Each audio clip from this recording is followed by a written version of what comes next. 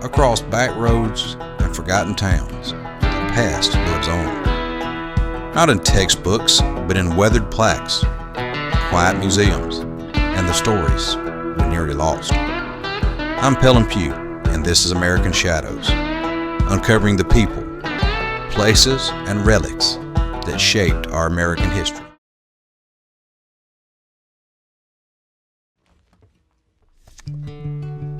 In the heart of eastern Alabama, just a stone's throw from the Chattahoochee River, lies a place where American history took a complicated and painful turn. Today I'm visiting Fort Mitchell Historic Site, a military outpost turned crossroads of cultures, conflict, and forced removal.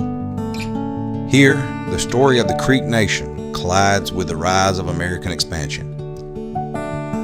But next door, at the Chattahoochee Indian Heritage Center, we honor what was lost and remember those who walked the Trail of Tears, many from right here.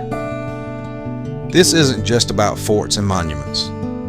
It's about memory, legacy, and a deeper understanding of who we are.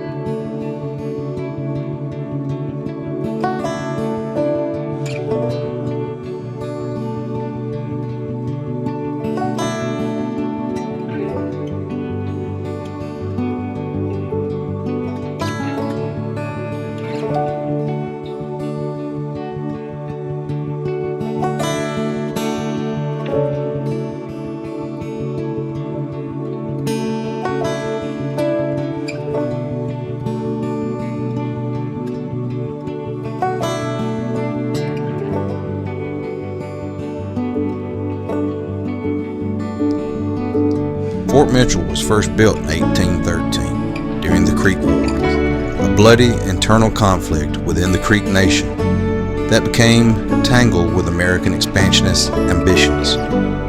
What began as a simple stockade quickly evolved into a key U.S. military post along the volatile Georgia-Alabama frontier.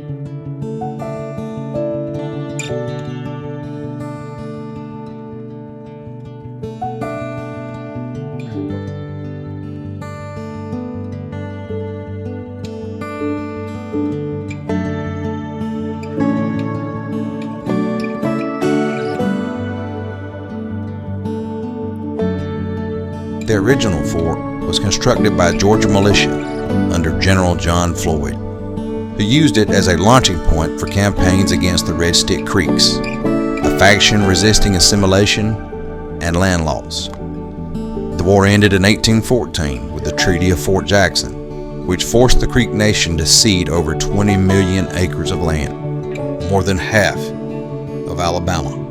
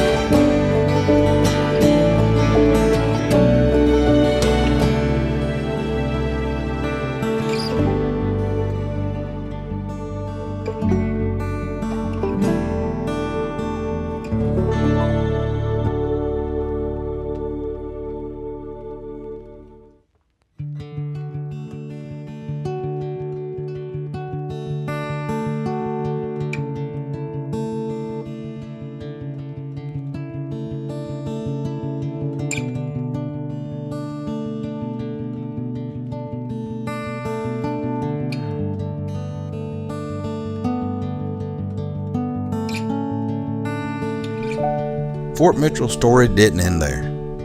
In the 1820s and the 1830s, the fort was rebuilt and expanded by the U.S. Army, becoming a central outpost for enforcing federal Indian policy. As white settlers poured into the former Creek territory, tensions grew. The fort transformed into a center for government agents, traders, and missionaries, all pressuring the Creek people to abandon their culture and their land.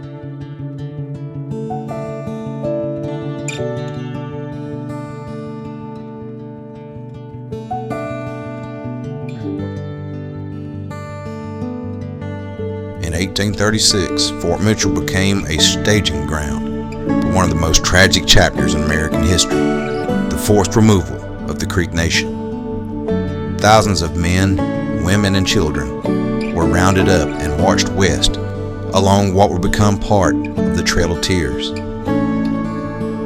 Today, the reconstructed fort stands as both a reminder and a warning, a place where military might met indigenous resistance and where a nation chose conquest over coexistence.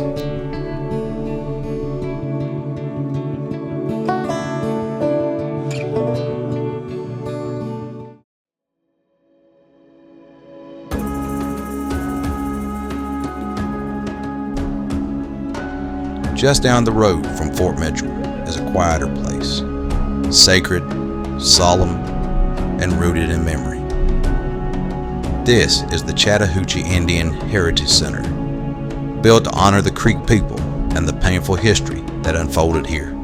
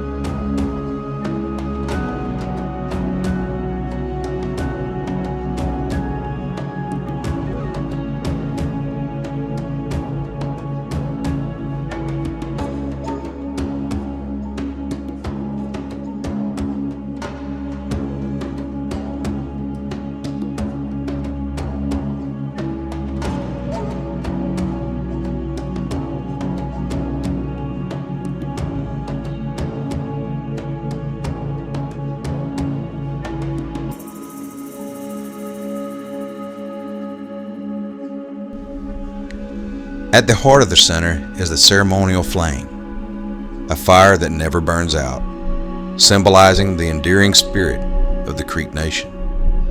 Surrounding it is the Great Circle Monument, with markers that bear the names of towns and tribal divisions erased by war, treaties, and forced removal.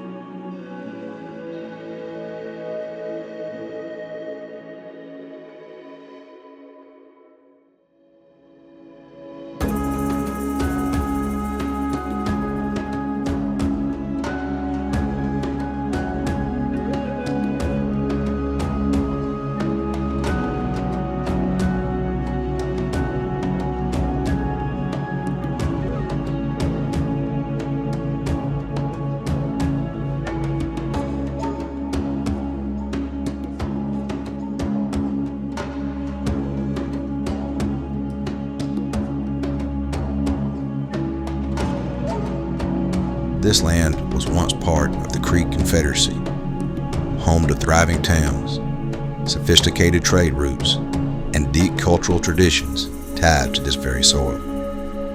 But through a series of broken promises and government policies, the Creek were displaced, many forced from Alabama to Oklahoma in 1836. The Heritage Center doesn't just preserve the past. It gives voice to a people whose story was nearly silenced. It reminds us that history isn't just battles and treaties.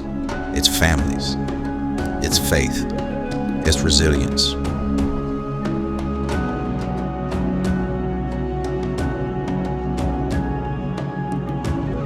Places like this challenge us to remember not just what was lost, but what still endures.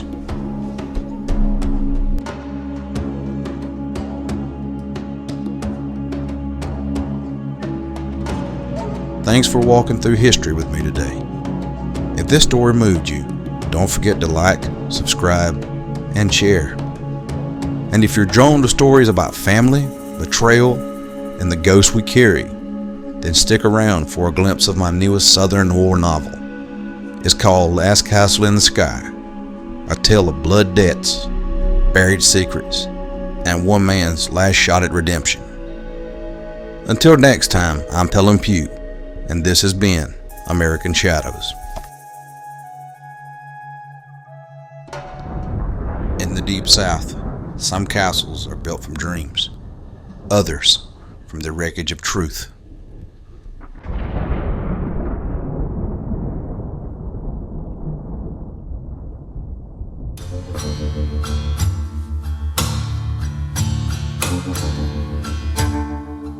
They say death row breaks a man, but Vernon Bruce was already broken.